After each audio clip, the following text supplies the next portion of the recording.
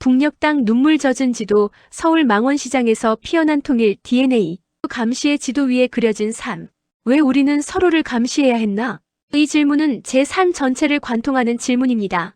70년 분단이 깨뜨리지 못한 한민족의 가장 뜨거운 자부심을 건 이야기를 지금부터 시작하겠습니다. 이것은 단순한 시장 풍경이 아니라 억압 속에 갇힌 불신과 자유 속에 피어난 희망, 그 극명한 대비를 통해 우리 모두의 심장을 울리는 증언입니다. 제 고향은 중국 옌벤의 작은 조선족 마을입니다. 두만강과 압록강이 가까운 국경 너머 북녘 땅의 그림자가 짙게 드리워진 곳이었습니다. 어릴 때부터 귀에 못이 박히게 들은 말이 있습니다. 옆집 사람을 조심하라. 아무한테나 말하지 마라. 벽에도 귀가 있다. 이 말들은 단순한 경고가 아니었습니다. 그것은 70년 동안 북녘의 동포들이 살아남기 위해 체득해야 했던 생존의 법칙이었고, 그 공포의 파장은 국경을 넘어 우리 마을까지 전염되어 있었습니다. 불신의 공기를 들이마시며 자란 아이. 저는 1990년대 초반에 태어났습니다. 소련이 붕괴하고 동구권이 무너지고 세계가 급변하던 시기였습니다. 하지만 제가 자란 마을의 시간은 멈춰 있었습니다. 아니, 더 정확히 말하자면 1950년대 어딘가에 갇혀 있었습니다. 마을 어귀에는 할아버지들이 모여 담배를 피우는 평상이 있었습니다. 저는 어린 시절 그곳을 지나다 우연히 들은 이야기들을 잊을 수가 없습니다. 강 건너 진순의 집이 통째로 사라졌다더라. 막내 아들이 장마당에서 중국 쌀 팔다가 걸렸다지. 온 가족이 산골로 끌려갔다는데 그 뒤로 소식이 없어. 할아버지들의 목소리는 낮고 떨리고 있었습니다. 주변을 살피며 마치 보이지 않는 귀가 어딘가에 숨어 있을까봐 두려워하는 듯 했습니다. 저는 그때 6살이었지만 본능적으로 알았습니다. 강 건너에는 무언가 끔찍한 것이 있다는 것을, 사람들이 말할 수 없는 공포가 존재한다는 것을. 어머니는 제게 이렇게 말씀하셨습니다. 너는 북쪽에 대해 함부로 말하면 안 된다. 우리는 여기서 살아야 하니까 조심해야 한다. 조심, 의심, 경계, 침묵. 이것이 제 어린 시절을 지배한 단어들이었습니다. 국경을 넘나드는 이야기들. 제가 10살이 되던 해 마을에 새로운 가족이 이사를 왔습니다. 얼굴이 수척하고 눈빛이 불안한 사람들이었습니다. 아이들 사이에서는 금방 소문이 퍼졌습니다. 저 사람들 탈북자래. 탈북자.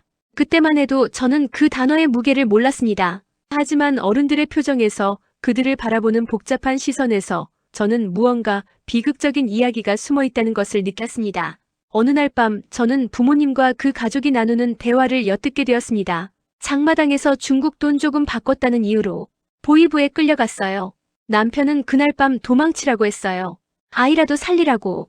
여인의 목소리는 떨리고 있었습니다. 우리 동네에서는 이웃이 이웃을 밀고 했어요.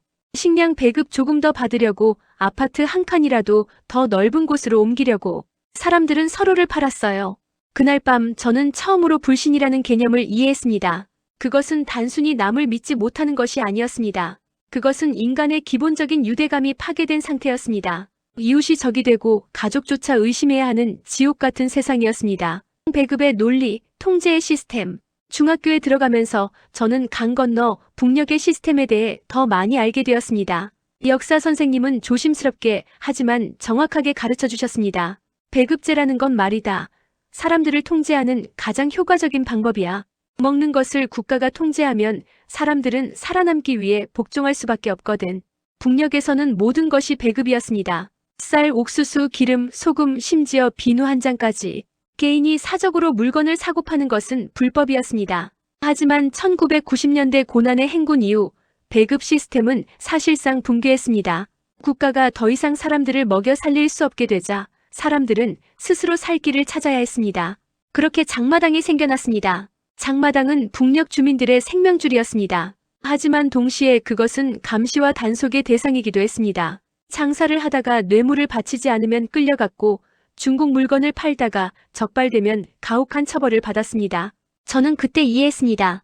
북녘에서 시장은 자유의 공간이 아니라 또 다른 감시의 공간이라는 것을. 러시아에서 본 혼란의 기억. 2010년대 초반 저는 잠시 러시아 블라디보스토크에서 생활한 적이 있습니다. 그곳에는 고려인 동포들이 많이 살고 있었습니다. 스탈린의 강제 이주로 중앙아시아로 쫓겨났다가 다시 연해주로 돌아온 사람들이었습니다. 어느 날 고려인 할머니 한 분과 대화를 나눴습니다. 우리는 1937년에 하루아침에 집을 잃었어. 기차에 실려서 카자흐스탄 황무지로 보내졌지. 얼마나 많은 사람들이 그 기차 안에서 죽었는지 몰라. 할머니의 눈에는 70년이 지난 고통이 여전히 생생하게 남아 있었습니다. 그런데 말이야, 거기서도 우리는 서로를 의심했어. 누가 밀고자인지 몰라서, 누구를 믿어야 할지 몰라서. 그 말이 제 가슴을 찔렀습니다. 불신은 일시적인 감정이 아니었습니다.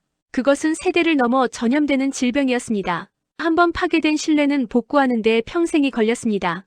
블라디보스토크의 시장에서 저는 한 가지 장면을 목격했습니다. 한 상인이 잠시 자리를 비웠는데 그 사이에 누군가가 물건을 훔쳐갔습니다. 주변 사람들은 모두 보고도 못 본 척했습니다. 남의 일에 끼어들면 손해야. 여기서는 각자 알아서 살아야 해. 그것이 그곳의 논리였습니다. 불신이 만들어낸 냉혹한 생존의 법칙이었습니다. 2024년 서울행 비행기를 타다. 2024년 봄 저는 처음으로 대한민국 서울을 방문할 기회를 얻었습니다. 가슴이 두근거렸습니다. 동시에 불안했습니다. 과연 그곳은 어떤 곳일까? 우리와 같은 말을 쓰는 사람들이지만 70년을 다르게 살아온 사람들은 어떤 모습일까?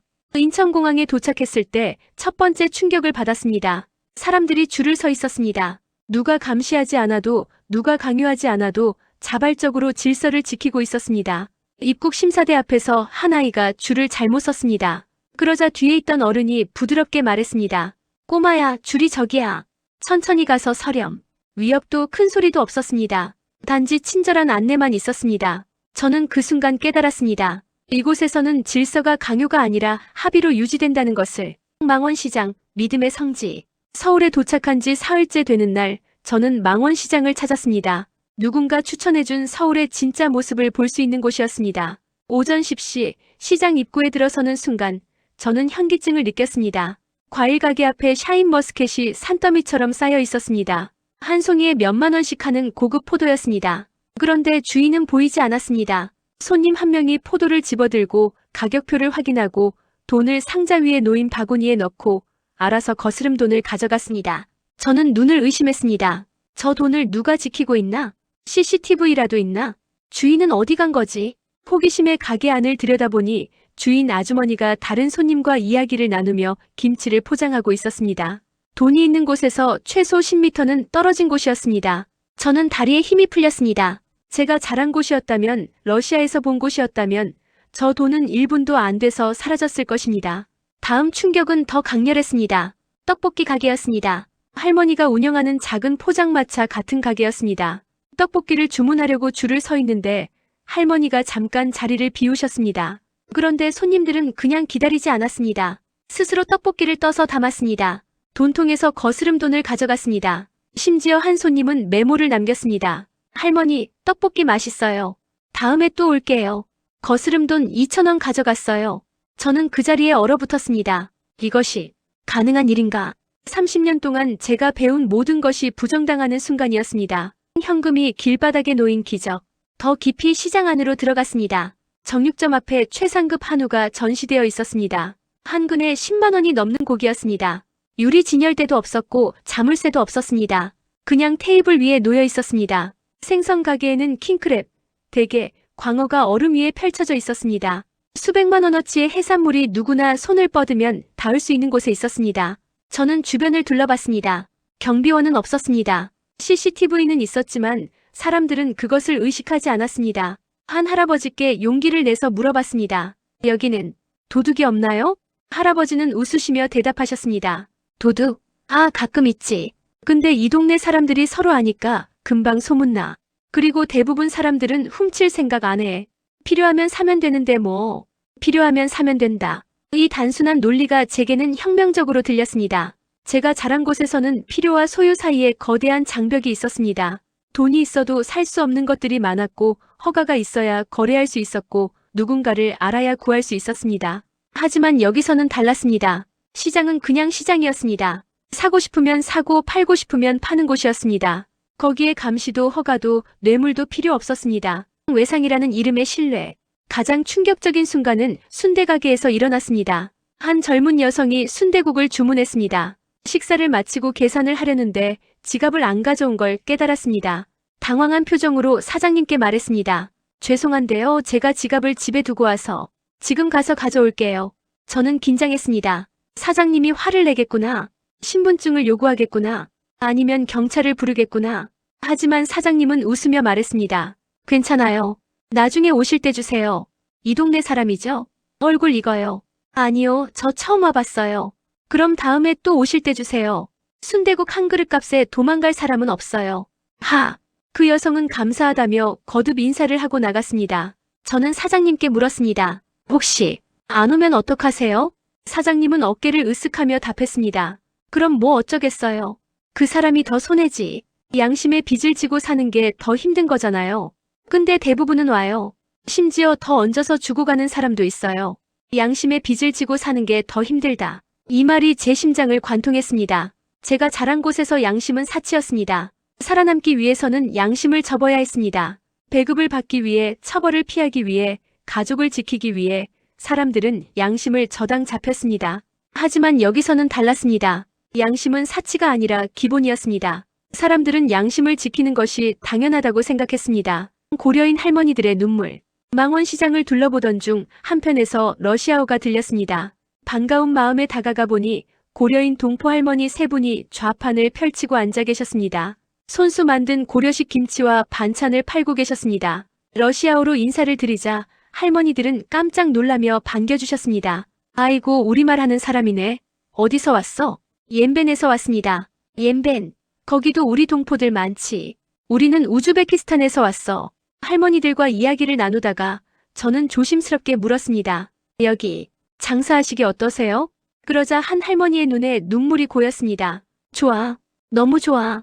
우리가 70년 동안 잃어버렸던 걸 여기서 찾았어. 무엇을 찾으셨는데요? 정이야. 믿음이고. 할머니는 손으로 눈물을 닦으며 계속 말씀하셨습니다. 우리 부모님 세대는 1937년에 강제 이주를 당했어. 하루아침에 집을 잃고 재산을 빼앗기고 가축 열차에 실려서 중앙아시아로 보내졌지. 가는 길에 얼마나 많은 사람들이 죽었는지 몰라. 다른 할머니가 거들었습니다. 거기서도 우리는 서로를 믿지 못했어. 누가 밀고자인지 몰라서. 한국말 쓰면 잡혀갔으니까. 조선 사람끼리도 러시아어로 말해야 했어. 그런데 말이야, 처음 말씀하신 할머니가 제 손을 잡으며 말했습니다. 한국에 와서 깜짝 놀랐어. 사람들이 우리를 믿어줘. 우리가 외국 사람이고 말도 서툴고 그래도 믿어줘. 첫날 여기 나왔을 때 기억나? 옆 가게 아저씨가 우리한테 자리 좀 옮기라고 했어. 난 또 쫓겨나는 줄 알고 짐 싸려고 했지. 근데 아저씨가 그러는 거야. 할머니, 거기는 햇볕이 너무 뜨거워요. 여기 그늘로 오세요. 손님들도 이쪽이 더 많이 지나가요. 할머니의 목소리가 떨렸습니다. 우리를 도와주려고 한 거야. 70년 만에 처음으로 누가 우리를 도와주려고 한 거야. 저는 눈물을 참을 수 없었습니다. 할머니들과 우리는 망원시장 한편에서 한동안 함께 울었습니다.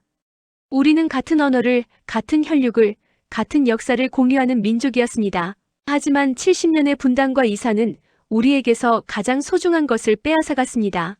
바로 믿음이었습니다. 자유가 만들어낸 기적.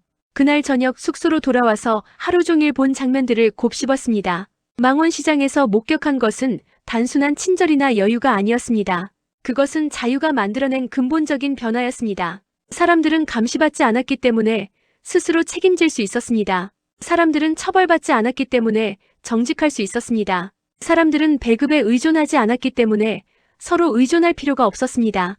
역설적으로 서로에게 의존하지 않았기 때문에 서로를 믿을 수 있었습니다.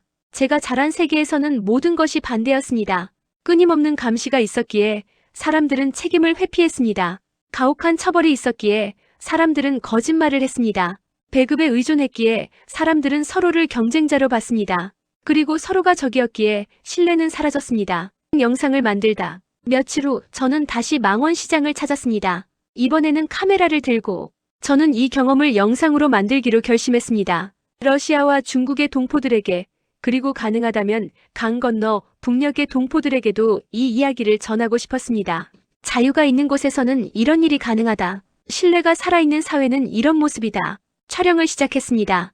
돈통을 클로즈업했습니다. 누구나 접근할 수 있는 현금, 자물쇠 없는 돈통. 샤인머스켓을 촬영했습니다. 경비 없이 쌓여있는 고급 과일들. 떡볶이 가게를 촬영했습니다. 주인 없이도 돌아가는 시스템. 그리고 가장 중요하게 사람들의 표정을 담았습니다. 불안하지 않은 얼굴, 의심하지 않는 눈빛, 편안한 미소. 고려인 할머니들과의 인터뷰도 담았습니다. 여기는 우리가 잃어버린 고향이에요. 1937년 이전에 우리 할아버지 할머니가 살던 조선의 모습이에요. 영상을 편집하면서 저는 계속 울었습니다. 이것은 단순한 여행 기록이 아니었습니다. 이것은 증언이었습니다. 자유가 얼마나 소중한지, 신뢰가 얼마나 아름다운지, 그리고 우리가 무엇을 잃어버렸는지에 대한 증언이었습니다. 폭발적인 반응. 영상을 유튜브에 올렸습니다. 러시아어와 중국어로 자막을 달았습니다. 처음에는 조용했습니다. 조회수가 천천히 올라갔습니다. 100명, 500명, 1000명. 그런데 3일째 되던 날 갑자기 폭발했습니다.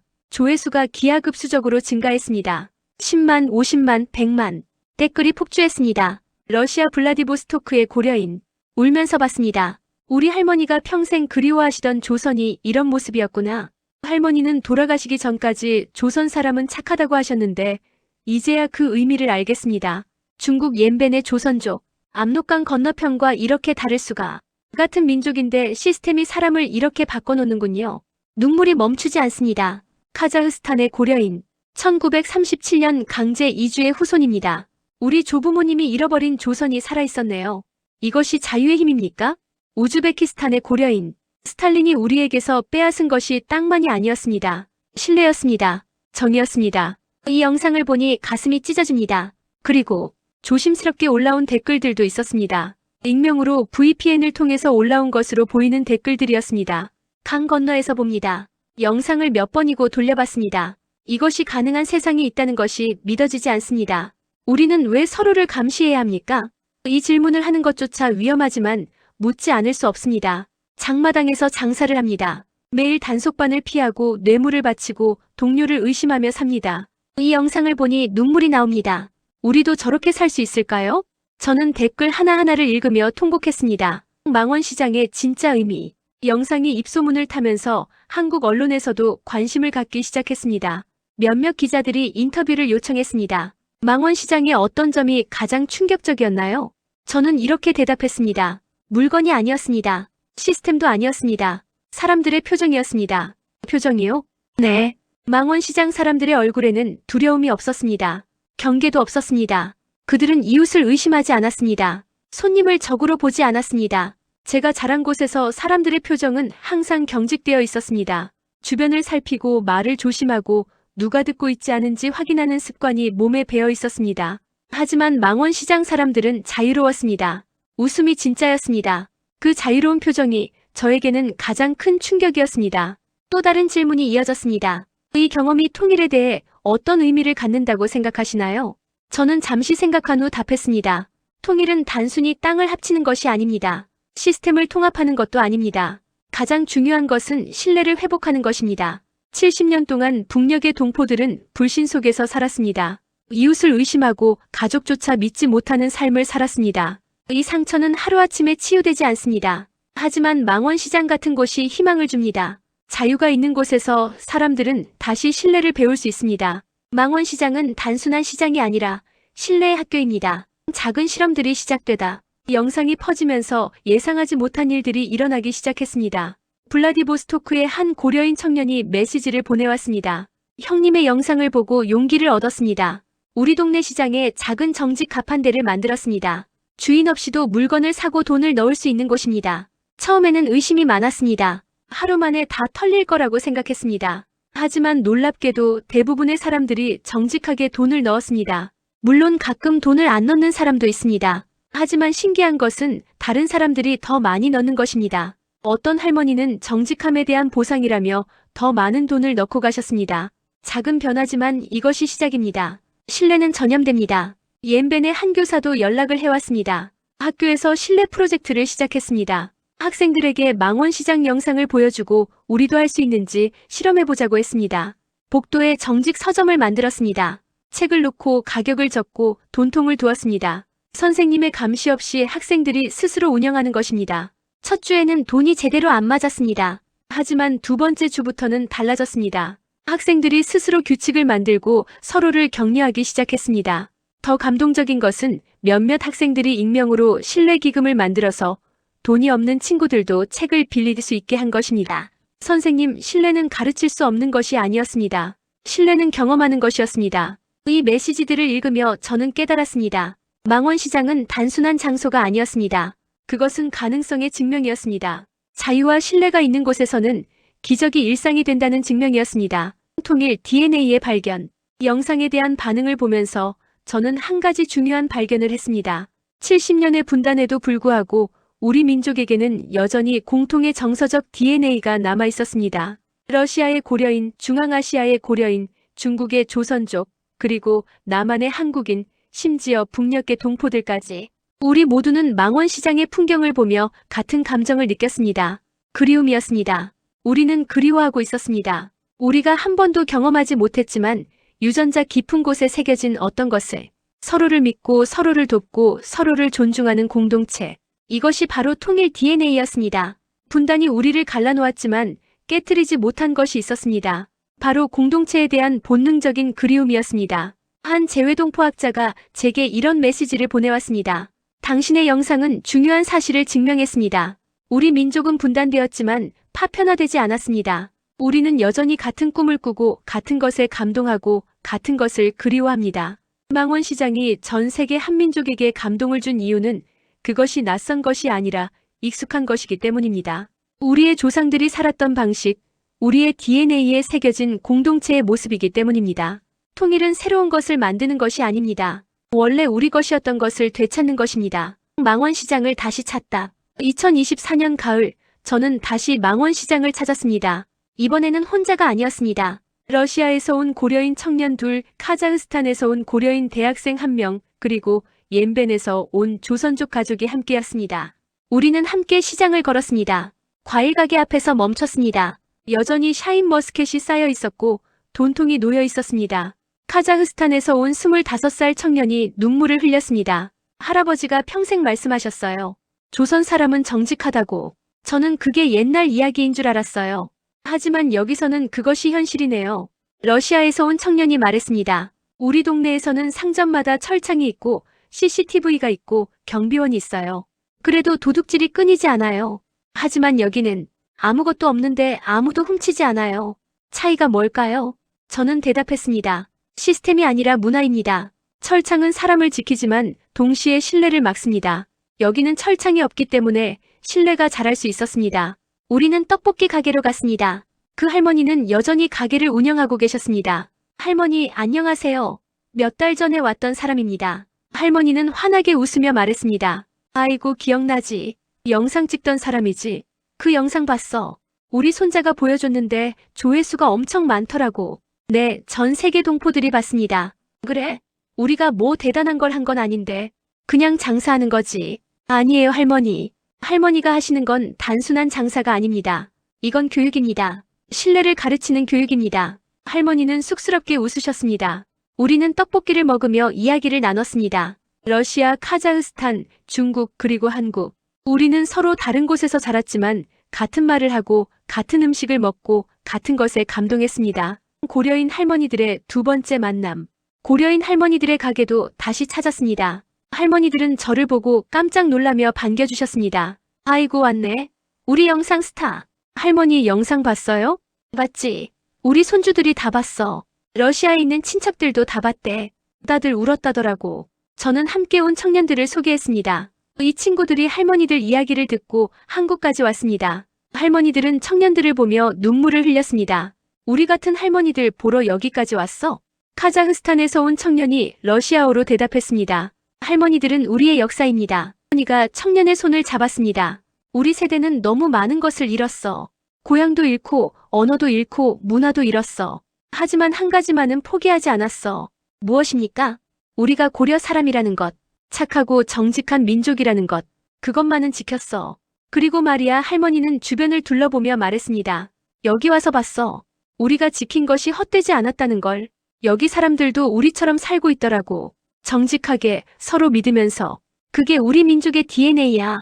70년 분단도 스탈린의 강제 이주도 그것은 못 죽였어. 북녘 동포들에게 보내는 메시지. 그날 저녁 우리는 한강공원에 모여 앉았습니다. 러시아, 카자흐스탄, 중국, 한국. 서로 다른 곳에서 온 우리는 같은 밤하늘을 보며 이야기를 나눴습니다. 한 청년이 물었습니다. 형님, 이 영상이 강 건너까지 갈까요? 북녘 동포들도 볼 수 있을까요?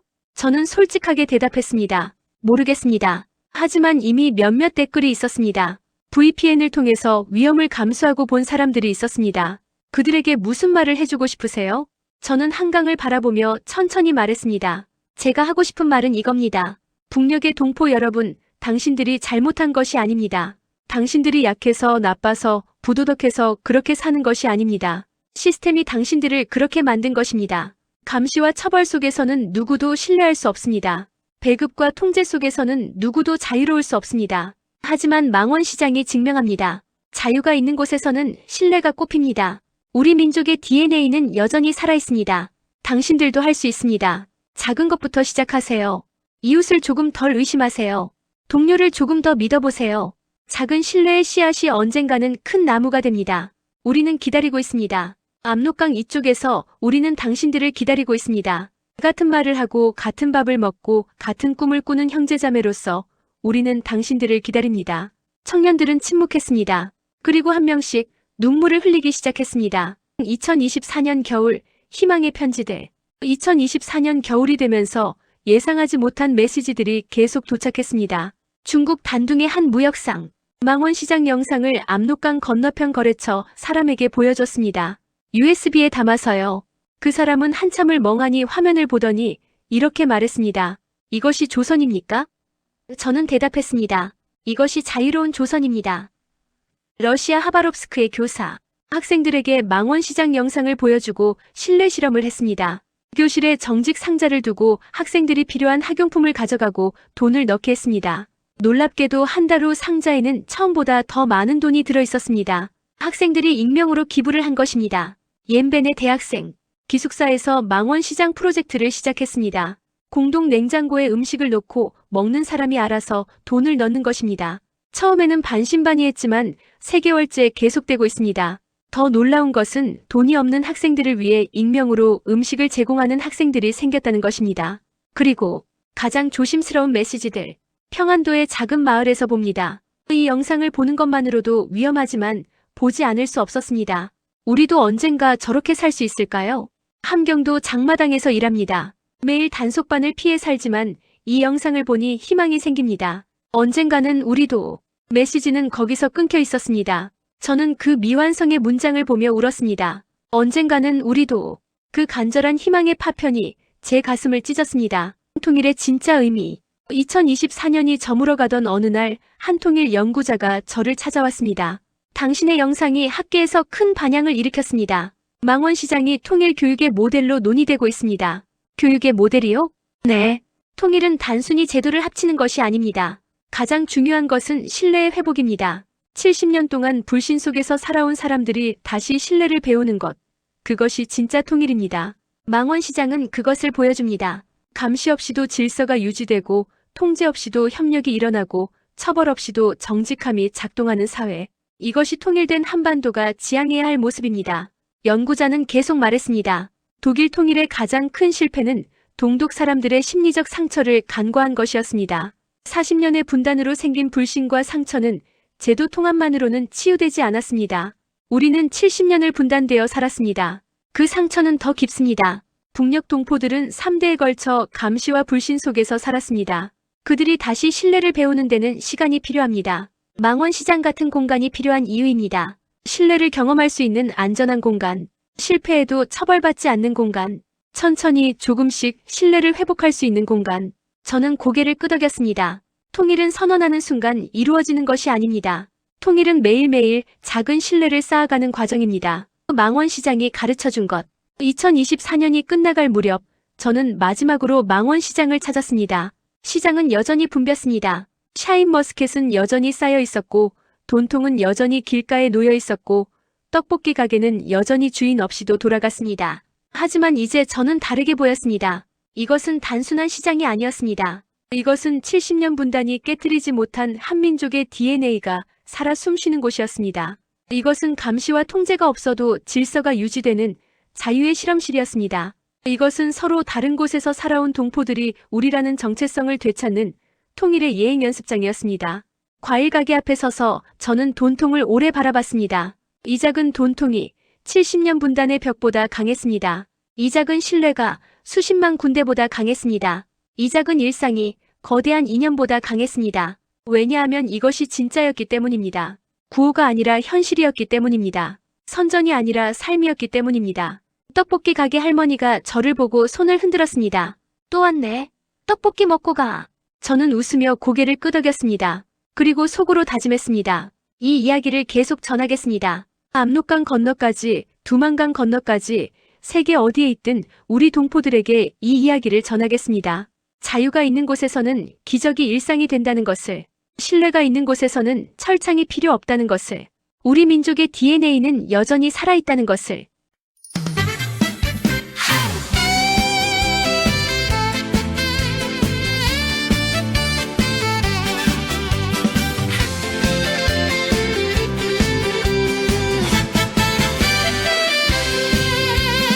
압록강 찬바람에 살던 시절엔 이웃도 믿지 못하고 살았네. 망원시장 돈통 앞에 섰으니 묵은 눈물 쏟아지네. 아리아리랑 스리스리랑 아라리가 났네. 70년 세월도 못 끄는 우리 정. 아리아리랑 스리스리랑 아라리가 났네. 따뜻한 인정이 통일의 꿈이네. 타양에서 서러워했던 그 눈물, 고향이라 품어주던 그 인정, 이것이 바로 우리 민족의 피와 혼. 잊지 않았네. 아리아리랑 스리스리랑 아라리가 났네. 70년 세월도 못 끄는 우리 정. 아리아리랑 스리스리랑 아라리가 났네.